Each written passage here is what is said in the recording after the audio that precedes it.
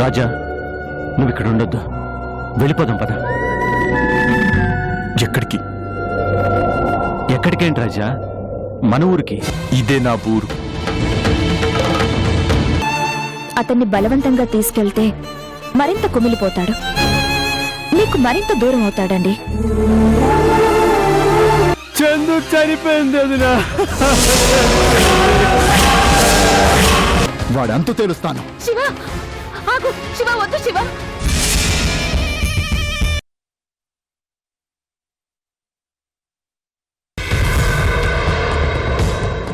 Daddy, daddy,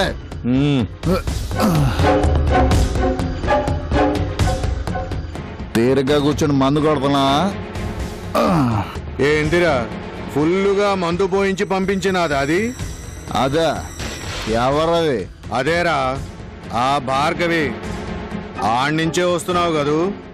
అవును నాన్న, నువ్వు భలే కనిపెడతావు నాన్న.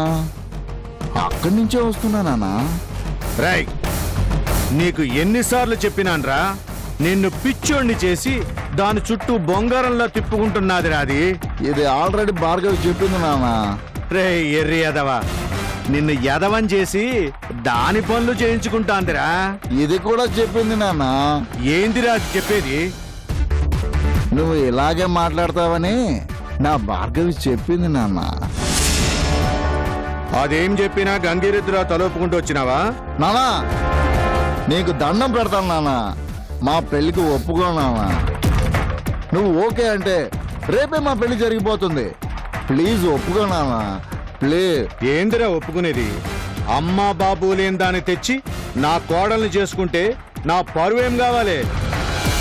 నీకు అంత సరదాగా ఉంటే దాన్ని ఉంచుకో, అంతేగాని కోడలన్నావో కోళ్ళు విరగ్గొడతా. తప్పు నానా, తాగి చాలా తప్పులు మాట్లాడుతున్నావు. భార్గవే నా ప్రాణం. ప్రాణం కాదురా, అది నీ ప్రాణం తీసేదిరా పిచ్చి అదవా. అది నేను పెళ్లి చేసుకోదురా, ఆశ చూపించింది, దాన్ని నమ్మొద్దురా. అది మాయలాడి. నానా వద్దు నానా, నా భార్గవ్ని ఏమనొద్దు. రేయ్, అది బజారుదిరా, నానా, అది తిరిగిపోతురా. నానా, అది నిన్ను నాశనం చేయడానికి వచ్చిన శనిరా. నానా.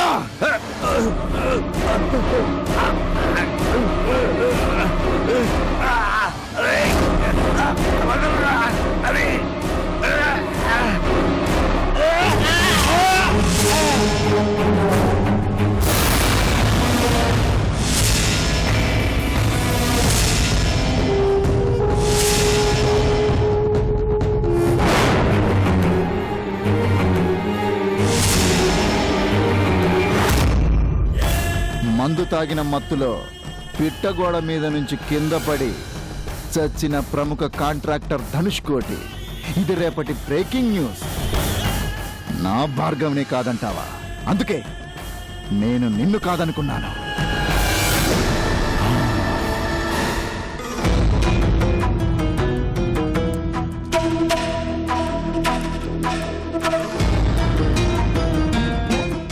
ఏంటండి మీరు చెప్పేది? చందు చందు చనిపోయిందా?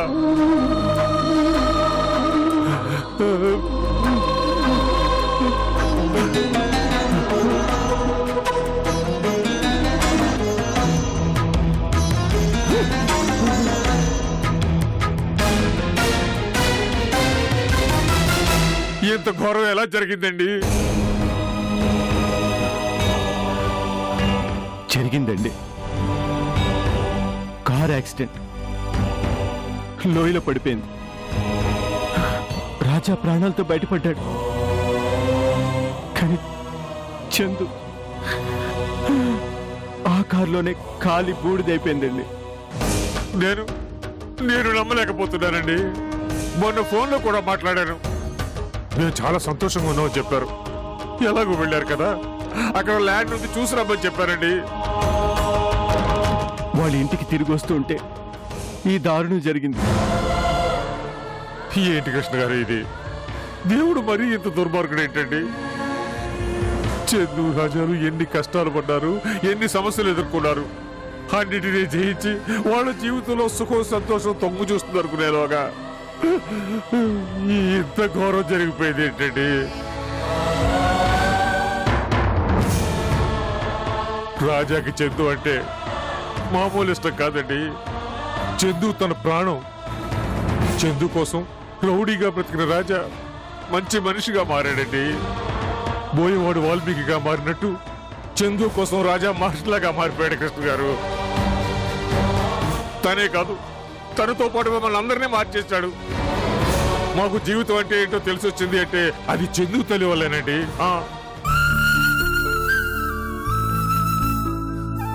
అలాంటి మనిషికి ఇంత దారుణమైన శిక్ష వేస్తాడా దేవుడు? నిజంగా వాడు దేవుడు కాదండి, రాయ్. మనసు లేని బండరాయ్.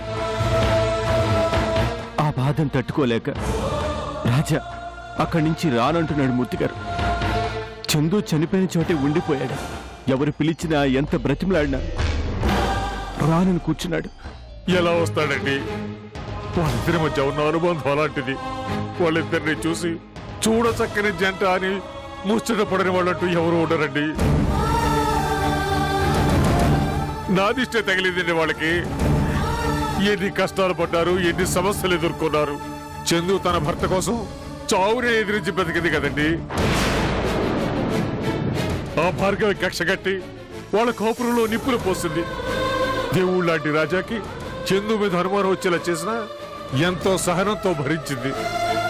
రాజా మీద కేసు పెట్టి కోర్టుకి ఇచ్చిన చందు భర్త కోసం ఎంత పోరాడింది. ప్రపంచమంతా రాజాని అనుమానించినా నా భర్త శ్రీరామచంద్రుడు అని నమ్మింది. భర్తని గెలిపించుకోవడం కోసం ఎంత పోరాడిందండి, ఎన్ని కష్టాలు పడింది. అవన్నీ నాకు ఇంకా గుర్తున్నాయి కృష్ణ గారు. అలాంటి మనిషికి ఇలాంటి చావు రావడం ఏంటండి?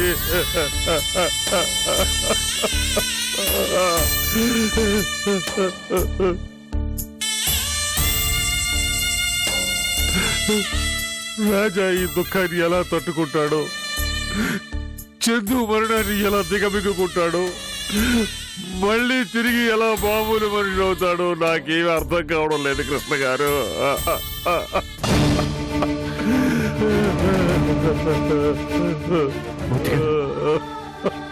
ప్లీజ్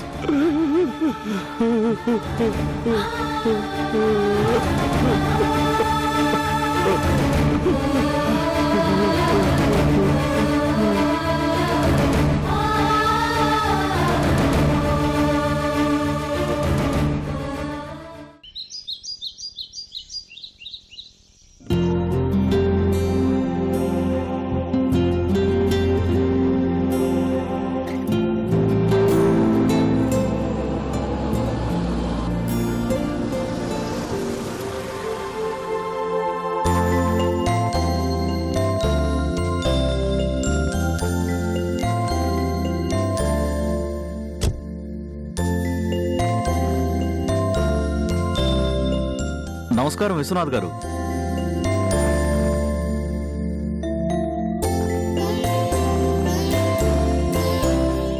నమస్తే. తమరు? నా పేరు సత్యనారాయణ అండి. మాది పక్కనే గజపతి నగరం అండి. ఓ, రండి కూర్చోండి. మంగమ్మ, కాఫీ తీసుకునిరా. అయ్యయ్యో, ఇప్పుడేం వద్దండి, థ్యాంక్స్. చెప్పండి సత్యనారాయణ గారు, నన్ను వెతుక్కుంటూ ఇంత దూరం వచ్చారు.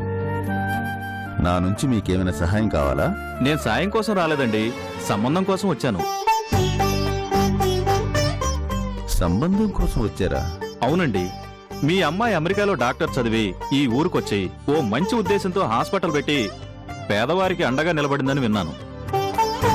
అలాగే మీ గురించి, మీ మంచితనం గురించి చుట్టుపక్కల గ్రామాల ప్రజలు చెప్పుకోవడం కూడా విన్నాను. అందుకే సంబంధం కలుపుకోవాలని మిమ్మల్ని వెతుక్కుంటూ వచ్చాను. నాకు ఒక్కగానొక్క కొడుకు. వాడు డాక్టర్ చదివాడు. నా కొడుకని చెప్పుకోవడం కాదు గాని చాలా బుద్ధిమంతుడు. ఏ అలవాట్లు లేవు. కావాలంటే మీరు ఎంక్వైరీ చేసుకోవచ్చు. నాకు బోలెడంత ఆస్తుంది. మీలాంటి మంచి కుటుంబం నుంచి అమ్మాయిని కోడలుగా తెచ్చుకుంటే మాకు సంతోషం. ఏమంటారు సార్? మీరు సరేనంటే వెంటనే పెళ్లి చూపులు ఏర్పాటు చేద్దాం. సత్యనారాయణ గారు, మీరు నన్ను క్షమించాలి. ఎంతో ప్రయాసపడి ఇంత దూరం నన్ను వెతుక్కుంటూ వచ్చి మాతో సంబంధం కలుపుకుంటామని అడుగుతున్నారు. కానీ మా అమ్మాయిని మా మేనలుడికిచ్చి చేయాలని చిన్నప్పుడే అనుకున్నామండి. ఓ అలాగా. అందుకనే ఇంతవరకు బయట సంబంధాలేం చూడలేదు. మీరొక్క ఫోన్ చేసుంటే ఫోన్లోనే ఈ విషయం చెప్పేవాడిని. మిమ్మల్ని ఇంత దూరం వరకు పిలిపించి ఇబ్బంది పెట్టేవాడిని కాదు. నన్ను క్షమించండి. అయ్యయ్యో ఎంత మాటండి. పోనీలేండి, ఇలాగైనా మీలాంటి గొప్ప వ్యక్తిని కలిసే అవకాశం దొరికింది. నాకు ఈ విషయం తెలియక మిమ్మల్ని అడిగాను. మీరే నన్ను క్షమించాలి. అయ్యయ్యో భలే వారండి మీరు. మరి నేను బయలుదేరతానండి. సంబంధం కలవకపోయినా మనం కలిసాం, ఇది చాలు. వస్తానండి. సంతోషం. మంచిదండి.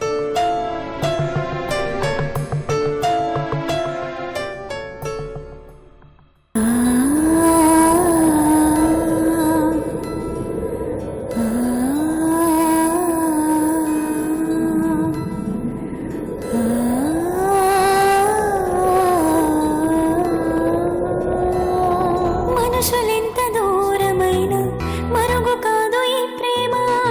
మనసు కొంత దూరమైతే మరల కోలుకోదమ్మా.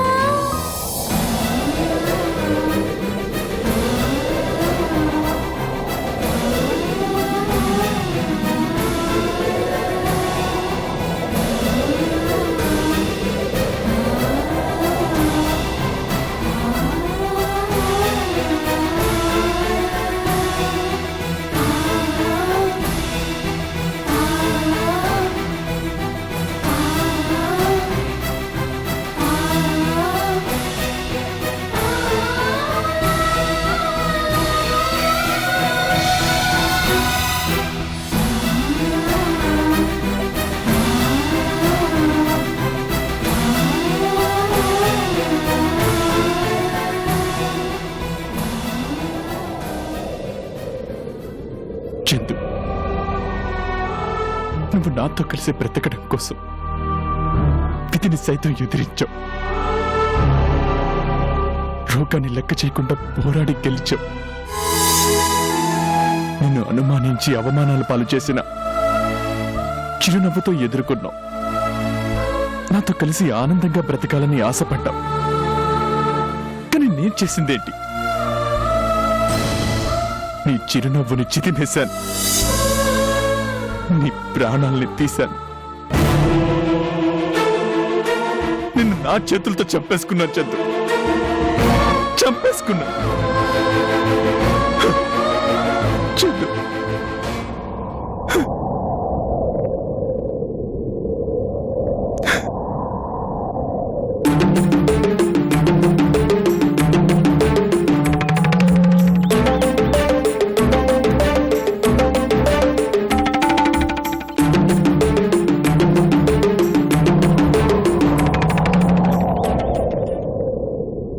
ఇక్కడేం చేస్తున్నారండి?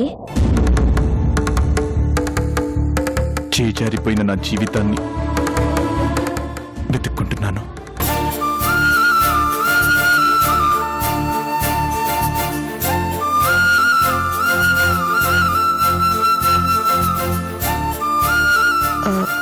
మీరింకా మీ భార్య జ్ఞాపకాల నుంచి బయటపడలేదా? నా భార్య జ్ఞాపకం కాదండి, నా ప్రాణం. నా ఊపిరి ఉన్నంత వరకు తన జ్ఞాపకంగా మారదు. నా కళ్ళ ముందే ఇక్కడే సజీవంగా ఉంటుంది. ఆనందాన్ని వెతుక్కుంటూ ఈ ఊరొచ్చాం. నిజంగా ఆనందం అంటే ఏంటో చూసాం. కొండ చివరికెక్కినట్టు ఆనందపు అంచుల వరకు వెళ్ళాం. ఆనందంలోనే నా భార్య తల్లి కాబోతుందనే శుభవార్త కూడా తెలిసింది. అంతే, ఈ కొండ చివరంచు నుంచి ఆ మాంత కిందకెళ్ళిపోయింది. నాకు భరించలేనంత విషాదాన్ని మిగిల్చి అదిగో ఆ లోయలో ఎక్కడో నిలబడి నా తప్పుని ఎత్తి చూపిస్తూ నా కోసం ఎదురు చూస్తుంది. ఏంటి రాజా గారు, మీరింత డిప్రెషన్కి గురైతే ఎలా చెప్పండి? జీవితంలో చాలా ఎదురు దెబ్బలు తగులుతూ ఉంటాయండి. నదిలో నీరు ఎక్కడా ప్రశాంతంగా నిలబడిపోదు. రాళ్ళు అడవులు దాటుకుని ప్రవహిస్తూ ఉంటుంది. మనిషి జీవితం కూడా అంతేనండి. కష్టాలు, కన్నీళ్లు, అడ్డంకులు, ఆనందాలు ఇవన్నీ ఉంటాయి. వాటికి తట్టుకుని నిలబడగలగాలి. మీరే ఇలా అయిపోతే మిమ్మల్ని నమ్ముకున్న వాళ్ళ పరిస్థితి ఏంటి? వాళ్ళందరూ ఏమైపోతారు ఆలోచించారా? నాకంటూ ఎవరు లేరండి. నాకెవరూ అవసరం లేదు కూడా. చందు ఉన్న ప్రపంచంలో నాకు అందరూ కావాలి, కానీ చందు లేకుండా నాకెవరూ అవసరం లేదు. అలా అనకండి. మనిషి వెనకాలే నీడ వెంబడిస్తూ ఉంటుంది. ఆ నీడే మృత్యువు.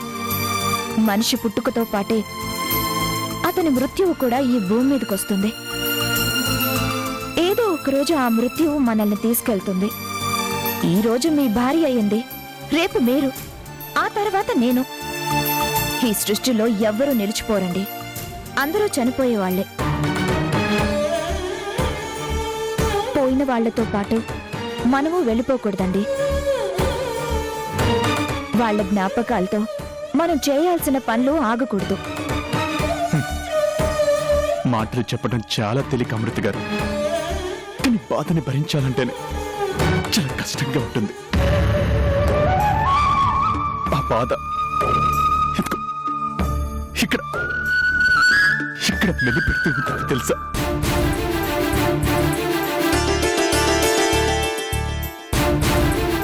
ఒక మనిషి బ్రతకడానికి జీవితం మీద ఆశ ఉండాలి, లేదా ఏదైనా సాధించాలన్న కోరికైనా ఉండాలి. నా ఆశ, నా కోరిక, నా గమ్యం అన్ని నా భార్య. అలాంటి నా భార్య పోయాక ఎవరి కోసం బ్రతకాలి?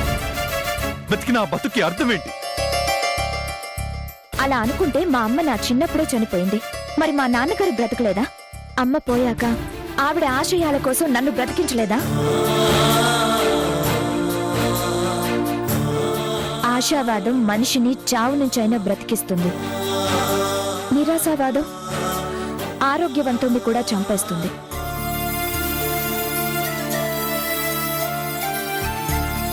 ఎవరిదాకో ఎందుకు? మీ భార్య చందునే ఉదాహరణగా తీసుకోండి. మీకోసం అంత పెద్ద జబ్బునే జయించిందన్నారు. మరి ఆవిడ కోరిక కోసం మీరు మారే ప్రయత్నం చేయరా? మీరెప్పుడు బాగుండాలని కోరుకునే మీ భార్య మీరిలా అయిపోవడం చూసి తట్టుకోగలదా? తన వల్ల మీరు ప్రపంచంతో సంబంధం పెంచుకుని ఇలా మిగిలిపోతే నిజంగా మీ భార్య ఆత్మ శాంతిస్తుందా? చెప్పండి.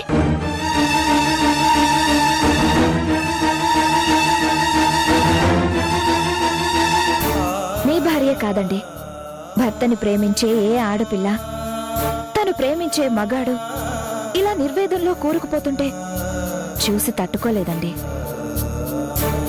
దయచేసి మామూలు ప్రపంచంలోకి రండి ప్లీజ్.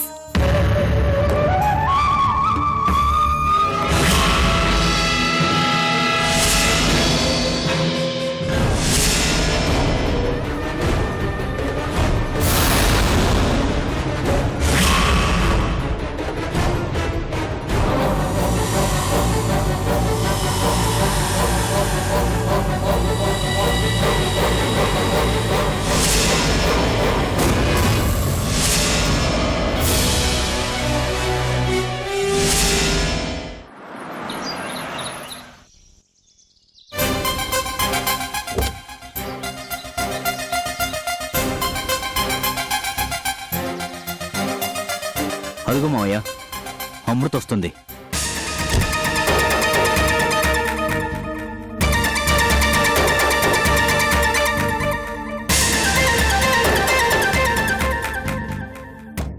అమృత,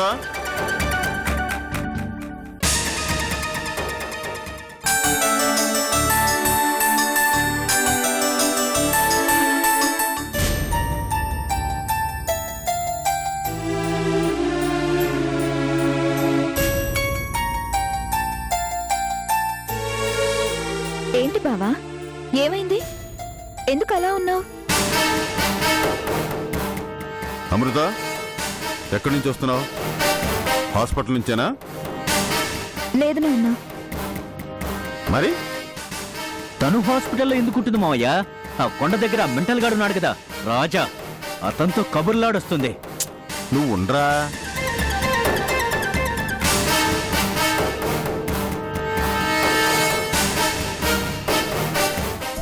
ఓ, అందుకేనా మొహం అలా పెట్టుకున్నావు? అవును, అతనితో మాట్లాడొస్తున్నాను. తప్పేంటి బావా? తప్పేంటా? చూడు మావయ్య ఎలా మాట్లాడుతుందో. అసలు నువ్వెవరివి, అతనెవరు? అసలు నీకు మావయ్యకి ఈ ఊళ్ళో ఎంత మంచి పేరుంది, అలాంటిది నువ్వెళ్ళి అతనితో కలిసి అలా పబ్లిక్ గా కబుర్లు చెప్తుంటే పోయేది ఎవరు పరువు? అటు మావయ్య పరువు, ఇటు నా పరువు. అసలు ఆ విషయం గురించి ఆలోచించవా? పరువు పోయేంత తప్పు నేనేం చేశాను బావా? ఏనన్నా మీరైనా చెప్పండి. అతను చాలా డిప్రెషన్ లో ఉన్నాడు. ఎంత డిప్రెషన్ అంటే సరిగ్గా అతన్ని కన్సల్ట్ చేయకపోతే ఆత్మహత్య చేసుకున్నా ఆశ్చర్యపోనక్కర్లేదు. భార్య పోయిన విషాదం ఎంత దూరం వెళ్ళిందంటే అతనిలో సూసైడ్ టెండెన్సీ చాలా క్లియర్ గా కనిపిస్తుంది. అతను చచ్చిపోతే నీకేంటి? అయినా నువ్వు సైకియాట్రిస్ట్వా కాదు కదా? నీ దగ్గరకు వచ్చిన వాళ్ళకి మాత్రమే నువ్వు ట్రీట్మెంట్ ఇవ్వాలి గాని నువ్వు అతన్ని వెతుక్కుంటూ పోయి అతన్ని కన్సోల్ చేయాల్సిన అవసరం నీకేంటి? సందీప్, ఎందుకు అంత కోపం? ఆ?